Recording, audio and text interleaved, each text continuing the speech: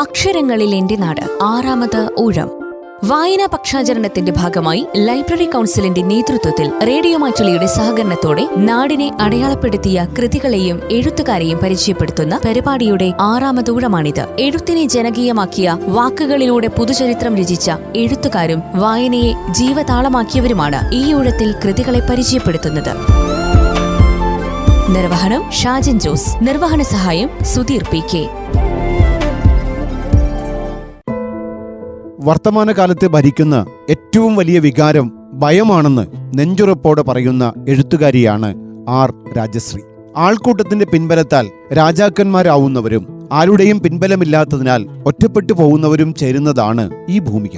തിരസ്കരിക്കപ്പെട്ടവരും ഇടങ്ങളില്ലാതായി പോകുന്നവർക്കും മറ്റുള്ളവരെ പോലെ ആഗ്രഹങ്ങളും ആശകളും സ്വപ്നങ്ങളുമുണ്ട്. പൊതുധാരകൾ ശ്രദ്ധിക്കാതെ പോകുന്ന ഇത്തരം ഒറ്റപ്പെട്ട ശബ്ദങ്ങൾക്ക് കാതോർക്കുന്ന ആർ രാജശ്രീ എന്ന പറശ്ശിനിക്കടവുകാരി തന്റെ കൃതികളിലൊക്കെ പറഞ്ഞുവെച്ചത് ഇത്തരം സങ്കടകഥകളാണ്. ഒരാൾ എങ്ങനെയാണ് ഇരയായിത്തീരുന്നത് എന്നത് വല്ലാത്ത ഒരു ചോദ്യമാണ്. തന്റേതല്ലാത്ത കാരണങ്ങളാൽ ഇരകളായി പോകുന്നവരുടെ വ്യഥകളും നിസ്സഹായതകളും ഉറക്കം കെടുത്തുന്നവയാണ്. അവരുടെ മാത്രമല്ല, അവരോട് ചേർന്നു നിൽക്കുന്നവരുടെയും.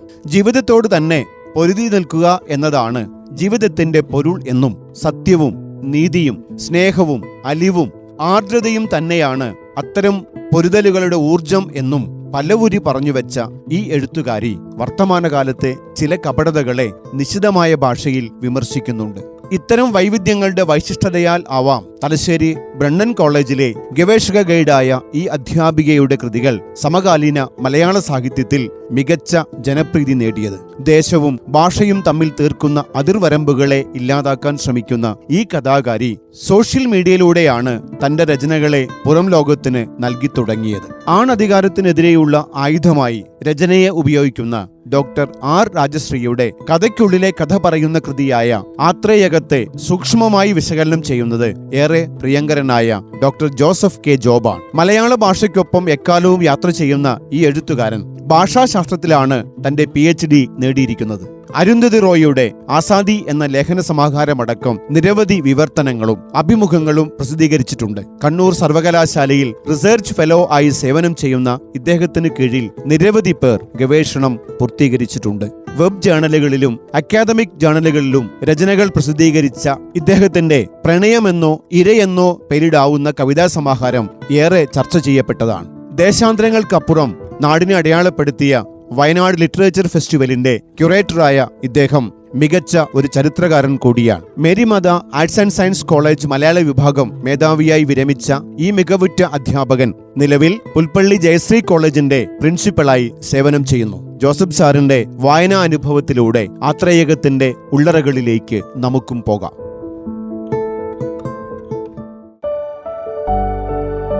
പെണ്ണുടലുമായി ആണായി ജീവിക്കേണ്ടി വന്നതിൻ്റെ പേരിൽ സ്വന്തം പിതാവിനാൽ പോലും അപമാനിക്കപ്പെടുകയും അവഹേളിക്കപ്പെടുകയും ചെയ്യുന്ന നിരമിത്രൻ എന്ന കഥാപാത്രത്തിന് അഭയസ്ഥാനമായി തീരുന്നത് ആത്രേയകം എന്ന ഭൂപ്രദേശമാണ്. ഹസ്തിനപുരവും പാഞ്ചാലവും ദശാർണവുമൊക്കെ മഹാഭാരതത്തിൽ നമുക്കേറെ പരിചയമുള്ള പ്രദേശങ്ങളാണ്. എന്നാൽ ആത്രേയകം എന്ന ഒരു ദേശത്തെക്കുറിച്ച് നാം കേട്ടിട്ടേയില്ല. എന്നാൽ അങ്ങനെയൊരു വനപ്രദേശമുണ്ടെന്നും അവിടെ നിരാലംബരായ കുറേ മനുഷ്യരുണ്ടെന്നും ആർ രാജശ്രീ എന്ന എഴുത്തുകാരി നോവലിസ്റ്റ് നമ്മോട് പറയുന്നു. അസാധാരണമായ ഭാഷ കൊണ്ടും ആഖ്യാന ശൈലി കൊണ്ടും ആത്രേയകത്തിലേക്ക് അത്ഭുതകരമായി നാം ആകർഷിക്കപ്പെടുകയും ചെയ്യുന്നു. ആത്രേയകത്തിലേക്ക് എത്തിപ്പെടുന്ന നിരമിത്രന്റെ പേരും നാം മുമ്പ് കേട്ടിട്ടുള്ളതല്ല. മഹാഭാരതത്തിൽ ഈ വ്യക്തി മറ്റൊരു പേരിലാണ് അറിയപ്പെടുന്നത്, ശിഖണ്ഡി. കാശിരാജാവിൻ്റെ മകളായ അംബ പുനർജന്മമെടുത്തതാണ് ശിഖണ്ഡി. ഭീഷ്മരോട് പ്രതികാരം ചെയ്യുമെന്ന് ഉറച്ച് കഠിന തപസ് ചെയ്തതിൻ്റെ ഫലമായി ശിവൻ അംബയ്ക്ക് വരം നൽകി. അടുത്ത ജന്മത്തിൽ നീ പുരുഷനായി ജനിച്ച് മഹാവില്ലാളിയായി ഭീഷ്മരെ വധിക്കും. ഇത് കേട്ട് സന്തുഷ്ടയായ അംബ ഞാൻ ഭീഷ്മരെ വധിക്കും എന്ന ദൃഢനിശ്ചയത്തോടുകൂടി അഗ്നിയിൽ ചാടി ജീവത്യാഗം ചെയ്തു. ആത്രേയകത്തിലേക്ക് എത്തിച്ചേരുന്ന നിരമിത്രൻ്റെയും നിരമിത്രൻ അവിടെ കാണുന്ന ജീവിതത്തെയും ആസ്പദമാക്കിയാണ് ആത്രേയകം എന്ന നോവൽ രചിക്കപ്പെട്ടിട്ടുള്ളത്. ദ്രുപദ മഹാരാജാവ് ഭരിക്കുന്ന പാഞ്ചാലം എന്ന രാജ്യത്തോട് തൊട്ടുചേർന്ന് കിടക്കുന്ന ഒരു പ്രദേശമാണ് ഈ ആത്രേയകം. ആരുടേതുമല്ലാത്ത, ആർക്കും വേണ്ടാത്ത ഒരു വനപ്രദേശമാണ് അത്. ഒരു അതിർത്തി ഗ്രാമം. തിരസ്കൃതരായ മനുഷ്യരെല്ലാം അവിടെ ഒത്തുകൂടിയിരിക്കുന്നു. ഒളിച്ചോടി വന്നവരുണ്ട്, യുദ്ധത്തിൽ മുറിവേറ്റു വന്നവരുണ്ട്, ശിക്ഷിക്കപ്പെട്ട് നാടുകടത്തപ്പെട്ടവരുണ്ട്, കള്ളന്മാരും കൊള്ളക്കാരുമുണ്ട്. ഒരു അഭയാർത്ഥി കോളനിയുടെ എല്ലാ ലക്ഷണങ്ങളും ഒത്തിണങ്ങിയ ശാപഗ്രസ്തമായ ഒരിടം.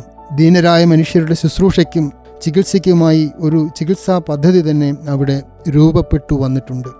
ആത്രേയകത്തിലേക്ക് എത്തിപ്പെടുന്ന നിരാലംബരായ മനുഷ്യരുടെ പരാജയ ഗാഥകളാണ് ആത്രേയകം എന്ന നോവലിന് പറയാനുള്ളത്. വിജയിച്ചവരുടെയും മഹത്വവൽക്കരിക്കപ്പെട്ടവരുടെയും വീരേതിഹാസങ്ങളാണ് വരേണ്യമായ സാഹിത്യ ശ്രമങ്ങളിലൊക്കെ എന്നും നിറഞ്ഞാടിയിട്ടുള്ളത്. ആത്രേയകം എന്ന നോവൽ വ്യത്യസ്തമാകുന്നത് സമൂഹത്തിന്റെ ഓരങ്ങളിലേക്ക് തള്ളി നീക്കപ്പെട്ട ലൈംഗിക ന്യൂനപക്ഷങ്ങളുടെയും സ്ത്രീകളുടെയും ദളിതരുടെയും ഒക്കെ കഥ പറയുന്നത് കൊണ്ടാണ്. കഥകളുടെ അക്ഷയഖനിയായ മഹാഭാരതത്തിൽ നിന്ന് തന്നെയാണ് ഈ കഥയുടെയും ഇതിവൃത്തം മെനഞ്ഞെടുക്കപ്പെട്ടിരിക്കുന്നത്.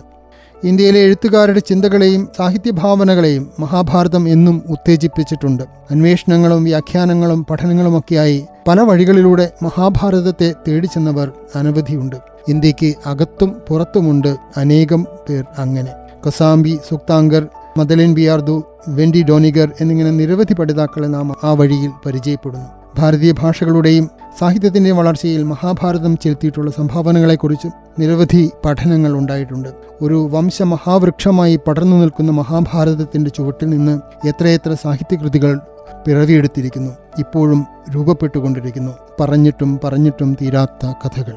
മിത്തിനെയും ചരിത്രത്തെയും കൂട്ടിക്കുഴച്ച് വർഗീയതയുടെയും വംശഹത്യകളുടെയും പുതിയ ലോകം സൃഷ്ടിക്കുന്നവർ ഭൂരിപക്ഷ മതാധികാരത്തിൻ്റെ രാഷ്ട്രീയ ആയുധമായി മഹാഭാരത വ്യാഖ്യാനങ്ങളെ ഉപയോഗിക്കുമ്പോൾ അതിനെ ചെറുക്കുന്നതിന് മതേതരവും ചരിത്രപരവുമായ മട്ടിൽ മഹാഭാരതത്തെ പുനർവായിക്കേണ്ടതുണ്ട്. അത്തരത്തിലുള്ള പഠനങ്ങളും അന്വേഷണങ്ങളുമാണ് ഇന്നത്തെ കാലത്തിന് ആവശ്യമായിട്ടുള്ളത്. ആധുനിക ജീവിതത്തിൻ്റെ സങ്കീർണതകളെ സമഗ്രതയിൽ അവതരിപ്പിക്കാൻ കഴിയുന്ന നോവൽ എന്ന സാഹിത്യ രൂപത്തിലേക്ക് മഹാഭാരതത്തിലെ കഥകളെ വിളക്കിച്ചേർത്തിട്ടുള്ള സാഹിത്യകൃതികളുടെ ജനുസിൽ ഏറ്റവും ഒടുവിലായി കാണുന്നത് ആത്രേയകമാണ്. മലയാളത്തിലേതുപോലെ മറ്റു ഭാരതീയ ഭാഷകളിലും ഈ വഴിയെ നടന്നു ചെന്നിട്ടുള്ള എഴുത്തുകാരും മികച്ച കൃതികളും ഉണ്ടായിട്ടുണ്ട്. V.S. ഖാണ്ടേക്കറുടെ യയാതി, ശിവാജി സാവന്തിൻ്റെ മൃത്യുഞ്ജയ അഥവാ കർണൻ, പ്രതിഭ റോയിയുടെ ദ്രൗപദി എന്നിവയാണ് മലയാള ഇതര ഭാഷകളിൽ എടുത്തു പറയേണ്ട നോവലുകൾ. മലയാളത്തിലേക്ക് വരുമ്പോൾ P.K. ബാലകൃഷ്ണൻ്റെ ഇനി ഞാൻ ഉറങ്ങട്ടെ, M.T. വാസുദേവൻ നായരുടെ രണ്ടാമൂഴം തുടങ്ങി അനവധി നോവലുകൾ ഇതിഹാസ പുരാണങ്ങളെ ആസ്പദമാക്കി രചിക്കപ്പെട്ടതായി കാണാൻ കഴിയും. മഹാഭാരതത്തിലെ പ്രധാനപ്പെട്ട കഥാപാത്രങ്ങളെ അടിസ്ഥാനമാക്കിയാണ് ഈ നോവലുകളിൽ പലതും രചിക്കപ്പെട്ടിട്ടുള്ളത്. ഇതിഹാസത്തിലെ കേന്ദ്ര കഥാപാത്രമൊന്നുമല്ലാത്ത അരികുവൽക്കരിക്കപ്പെട്ട മനുഷ്യരുടെ പ്രതിനിധിയായ ശിഖണ്ഡിയാണ് ഇതിലെ പ്രധാന കഥാപാത്രം. ശിഖണ്ഡി അടക്കമുള്ള നിരവധി നിരാലംബ ജന്മങ്ങളെ നാം ആത്രേയകത്തിൽ കണ്ടുമുട്ടുന്നു. പ്രബല രാജ്യങ്ങളുമായി അതിർത്തി പങ്കിടുന്ന ഗ്രാമമായി സങ്കല്പിക്കപ്പെട്ട ആത്രേയകം പൂർണ്ണമായും നോവലിസ്റ്റിൻ്റെ ഭാവനാസൃഷ്ടിയാണ്. ഉടമസ്ഥർ പലരുള്ള എന്നാൽ ആരുടേതുമല്ലാത്ത ഒരു ഭൂപ്രദേശം. മഹാഭാരതത്തെ അടിസ്ഥാനമാക്കി രചിക്കപ്പെട്ട പല നോവലുകളുടെയും പ്രധാന ന്യൂനതയായി E.V. രാമകൃഷ്ണൻ കാണുന്നത് വായനക്കാരുടെ പ്രതീക്ഷകളെ മറികടക്കുന്ന തരത്തിൽ ഒന്നും അത്തരം കൃതികളിൽ സംഭവിക്കുന്നില്ല എന്നതാണ്. നമ്മുടെ സാമ്പ്രദായിക ധാരണകൾക്ക് അകത്തുനിന്നുകൊണ്ട് ഇന്ത്യൻ പാരമ്പര്യത്തിൻ്റെ ഹൈന്ദവ കേന്ദ്രിതയെ എടുത്തു കാണിക്കുന്നതിനു വേണ്ടി മാത്രമാണ് അവയൊക്കെ രചിക്കപ്പെട്ടത് എന്ന് അദ്ദേഹം നിരീക്ഷിക്കുന്നുണ്ട്. അപരിചിത ദേശങ്ങളിലെ അപരിചിതരായ മനുഷ്യരുടെ വ്യവഹാരങ്ങളിലൂടെ വായനക്കാരെ വ്യത്യസ്ത വഴികളിലൂടെ നടത്തിക്കുന്ന ആത്രേയകം എന്ന ഈ നോവൽ E.V. രാമകൃഷ്ണൻ പറഞ്ഞ ഹൈന്ദവ കേന്ദ്രിതമായ ആശയങ്ങളുടെ പ്രകാശനത്തിനു വേണ്ടിയുള്ള നോവലുകളിൽ നിന്ന് തികച്ചും വ്യത്യസ്തമാണ്. മഹാഭാരതത്തിൽ വ്യാസൻ വിട്ടേച്ചുപോയ മദനങ്ങളെ, മാനുഷചോദനകളെ പുനഃസൃഷ്ടിക്കാനാണ് താൻ ശ്രമിച്ചിട്ടുള്ളത് എന്ന് രണ്ടാമൂഴത്തിൻ്റെ ആമുഖത്തിൽ M.T. വാസുദേവൻ നായർ പറയുന്നുണ്ട്. മഹാഭാരതത്തിലെ അവഗണിക്കപ്പെട്ടതോ അവഹേളിക്കപ്പെട്ടതായ ഒരു കഥാപാത്രത്തിന് ഇതിഹാസത്തിൽ നിന്ന് വ്യത്യസ്തമായ ഭാവരൂപങ്ങൾ നൽകാനും ഇതിഹാസത്തിൽ നിന്ന് അല്പം വ്യതിചലിക്കുന്ന ഒരു ഭൂമിക നൽകാനുമാണ് ആത്രേയകം എന്ന നോവലിൽ രാജശ്രീ ശ്രമിച്ചിരിക്കുന്നത്. തിരസ്കൃതരും നിന്ദിക്കപ്പെട്ടവരും വെറുക്കപ്പെട്ടവരും അവഹേളിക്കപ്പെട്ടവരുമായ നിരവധി കഥാപാത്രങ്ങൾ ആത്രേയകം എന്ന സംഗമഭൂമിയിൽ ഒത്തുചേരുന്നു. അവരുടെയൊക്കെ വീക്ഷണകോണുകളിലൂടെ മഹാഭാരതത്തെ തന്നെ പുനർവായിക്കുകയാണ് നോവലിൽ ചെയ്തിരിക്കുന്നത്. പുരുഷാധിപത്യത്തിൻ്റെയും രാജാധികാരത്തിൻ്റെയും കീഴിൽ പിടഞ്ഞുതീരുന്ന സ്ത്രീകൾ, ദലിതർ, മൂന്നാം ലിംഗക്കാർ എന്നിവരുടെയൊക്കെ സംഘർഷഭരിതമായ ജീവിതങ്ങളെ അവതരിപ്പിക്കുമ്പോൾ പുരുഷേതര പക്ഷത്തു നിന്നുള്ള മഹാഭാരത വിമർശനമായി ആത്രേയകം മാറുന്നുണ്ട്. അരികുവൽക്കരിക്കപ്പെട്ട മനുഷ്യർ ഉത്തരം കിട്ടാത്ത നിരവധി ചോദ്യങ്ങളുമായി നമ്മുടെ മുന്നിൽ വന്നു നിൽക്കുന്നു. ഭരണകൂടാധികാരവും ആണധികാരവും കുടിലതന്ത്രങ്ങളും ഉപജാപങ്ങളും ചെയ്തു കൂട്ടുന്നതിനിടയിൽ ഞെരിഞ്ഞമരുന്ന ആലംബഹീനരായ മനുഷ്യരുടെ അതിജീവന ശ്രമങ്ങൾ, അവരുടെ ജീവിതത്തിൻ്റെ സങ്കീർണതകളും പ്രശ്നങ്ങളുമെല്ലാം ഇവിടെ പ്രമേയമാകുന്നു. വ്യക്തികളുടെ സ്വച്ഛന്തമായ ജീവിതത്തിന് വിഘാതം സൃഷ്ടിക്കുന്ന മട്ടിൽ അവരുടെ സ്വകാര്യതകളിലേക്ക് പോലും എത്തിനോക്കുന്ന രാജാധികാരത്തിൻ്റെ കണ്ണുകളെ ഈ നോവൽ വിമർശന വിധേയമാക്കുന്നുണ്ട്. മഹാനഗരങ്ങളുടെ നിർമ്മിതിക്കായി ചുട്ടെരിക്കപ്പെടുന്ന കാടുകളും അധികാരമുള്ളവരുടെ വെട്ടിപ്പിടുത്തങ്ങളുടെ ഫലമായി കുടിയിറക്കപ്പെടുന്ന ഗോത്രജനതയുമൊക്കെ നോവലിൻ്റെ പശ്ചാത്തലമായി വരുന്നുണ്ട്. ദശാർണ രാജകുമാരിയെ വിവാഹം ചെയ്യുന്നതിനായി പാഞ്ചാലത്തു നിന്ന് പുറപ്പെടുന്ന നിരമിത്രനിൽ നിന്നാണ് ആത്രേയകത്തിൻ്റെ കഥ തുടങ്ങുന്നത്. തൻ്റെ മകനെക്കുറിച്ചുള്ള എല്ലാ ദുരൂഹതകളും ഒളിപ്പിച്ചു വെച്ചുകൊണ്ടാണ് ദശാർണ രാജകുമാരിയുമായി മകൻ്റെ വിവാഹത്തിനുള്ള ഏർപ്പാടുകൾ ദ്രുപദ മഹാരാജാവ് ചെയ്തു വയ്ക്കുന്നത്. വിവാഹ ഘോഷയാത്രയിൽ നിരമിത്രനോടൊപ്പം അയാൾക്ക് പ്രിയപ്പെട്ട വിശാഖയുമുണ്ട്. നിരമിത്രനോടൊപ്പം എങ്ങോട്ടെങ്കിലും ഓടിപ്പോകാമെന്ന വിചാരത്തോടെയാണ് വിശാഖ ആ യാത്രയിൽ ഒപ്പം കൂടിയത്.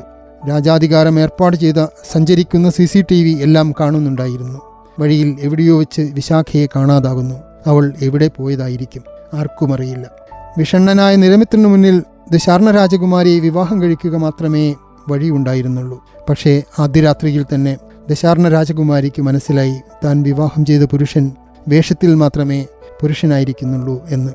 ആർത്തലച്ചുകൊണ്ട് അവളും നിരമിത്രനെ ഉപേക്ഷിച്ചു. നിസ്സഹായനായ നിരമിത്രനോടൊപ്പം നിൽക്കാൻ ആരുമുണ്ടായിരുന്നില്ല. ആണും പെണ്ണുമല്ലാതായിപ്പോയ നിരമിത്രനെ അപമാനിക്കാൻ അച്ഛനായ ദ്രുപദൻ ചെയ്തത് സ്വന്തം മകൻ്റെ മുന്നിൽ വെച്ച് അവൻ്റെ അമ്മയെ ക്രൂരമായി ബലാത്സംഗം ചെയ്യുകയായിരുന്നു. നീചമായ ആ കർമ്മത്തിന് സാക്ഷിയാകേണ്ടി വന്ന അമ്മയും മകനും തകർന്നു വീഴുമ്പോൾ ദ്രുപദൻ പറഞ്ഞ വാക്കുകൾ ഏതൊരു വായനക്കാരനെയും വായനക്കാരിയെയും പിടിച്ചുലയ്ക്കും. നീ കാണൂ, ഇതാണ് പുരുഷത്വം എന്നാണ് അയാൾ അലറിയത്. ഇതാണ് പുരുഷത്വമെങ്കിൽ എനിക്കങ്ങനെ ഒരു പുരുഷനാകേണ്ടതില്ല എന്നാണ് നിരമിത്രൻ മനസ്സിൽ പറയുന്നത്. തകർന്നുപോയ നിരമിത്രന് ആശ്വാസമായത് ആത്രേയകത്തിലേക്കുള്ള നാടുകടത്തലാണ്. അവിടെ ചൂടകനും ഇളയും നിരമിത്രന് തുണയായി എത്തുന്നു. ഹരിണി, കൃഷ്ണ, ഉലൂപി, ഇരവാൻ, അങ്ങനെ നിരവധി കഥാപാത്രങ്ങളിലൂടെ മഹാഭാരതത്തെക്കുറിച്ച് നാം നിലനിർത്തിക്കൊണ്ടുവന്ന എല്ലാ ബോധ്യങ്ങളെയും തകിടം മറിക്കാൻ നോവലിസ്റ്റിന് കഴിയുന്നുണ്ട്. നന്മയുടെ പക്ഷത്താണ് പാണ്ഡവർ എന്ന നമ്മുടെ വിചാരധാരയെ പൊളിച്ചെഴുതാനും ദ്രൗപദിയുടെയും കുന്തിയുടെയും ചില വാക്കുകൾക്ക് കഴിയുന്നുണ്ട്. പാണ്ഡവരുടെ കുഞ്ഞുങ്ങളെ ജനിപ്പിക്കാൻ വിധിക്കപ്പെട്ട സ്ത്രീകൾ കൃഷ്ണ, ചിത്രാംഗത, ഹിഡിംബി, ഉലൂപി, അന്തഃപുരങ്ങളിൽ വിറങ്ങലിച്ച മനസ്സോടെ ജീവിക്കുന്ന അനവധി സ്ത്രീജന്മങ്ങൾ. എല്ലാ പുരുഷേതിഹാസങ്ങളെയും ആത്രേയകം ഇതിലൂടെ തിരുത്തി എഴുതുന്നു. ആത്രേയകം വെറുമൊരു നോവലല്ല, ഇത് അനുഭവങ്ങളുടെ, ദുരനുഭവങ്ങളുടെ വലിയ ഒരു ശേഖരമാണ്. മാതൃഭൂമി ബുക്സ് 2024 പ്രസിദ്ധീകരിച്ച ആത്രേയകം എന്ന ഈ നോവൽ ഇപ്പോൾ 25-ലേറെ പതിപ്പുകൾ പുറത്തിറങ്ങി മലയാളത്തിലെ ഏറ്റവും കൂടുതൽ വിറ്റഴിക്കപ്പെട്ട നോവലുകളുടെ പരമ്പരയിലേക്ക് എത്തിച്ചേർന്നിരിക്കുന്നു. ആത്രേയകം എന്ന നോവൽ ഒരു അനുഭവമാണ്, മികച്ച ഒരു വായനാനുഭവം. നന്ദി, നമസ്കാരം. അക്ഷരങ്ങളിൽ എൻ്റെ നാടിൻ്റെ അടുത്ത അധ്യായത്തിൽ ജൂലൈ 3 വയനാടൻ ആദിവാസി ജീവിതത്തെ അടയാളപ്പെടുത്തിയ CK ജാനുവിന്റെ ആത്മകഥാപരമായ കൃതിയായ അടിമമക്കയെ വിദ്യാഭ്യാസ വിചക്ഷണനും ഫീൽഡ് റിസർച്ച് അസിസ്റ്റന്റുമായ മണിക്കുട്ടൻ പണിയൻ അവതരിപ്പിക്കും.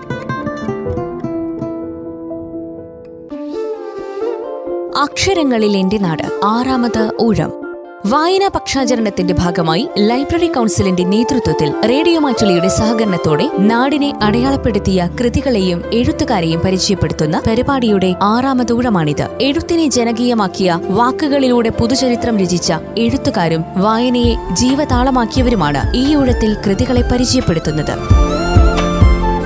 നിർവഹണം ഷാജൻ ജോസ്. നിർവഹണ സഹായം സുധീർ PK.